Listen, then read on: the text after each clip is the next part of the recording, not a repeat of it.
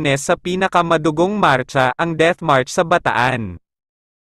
Bataan Death March. Ang Bataan Death March ay ang puwersahang paglipat ng Imperial Japanese Army ng 75,000 American at Filipino prisoners of war, PAW, mula sa mga munisipalidad ng Bagak at Mariveles sa Bataan Peninsula patungo sa Camp O'Donnell sa pamamagitan ng San Fernando. Bataan Death March bahagi ng labanan sa Bataan. Ikalawang digmaang pandaigdig. Ang isang detalye ng libing ng mga bilanggo ng digmaang Amerikano at Pilipino ay gumagamit ng mga improvised na BIC upang dalhin ang mga nahulog na kasamahan sa Camp O'Donnell, Capas, Tarlac, 1942, kasunod ng Bataan Death March, petsa 9 hanggang 17 Abril 1942, lokasyon Mariveles, Bataan at Bagak, Bataan hanggang Capas, Tarlac, Luzon Island, Philippines.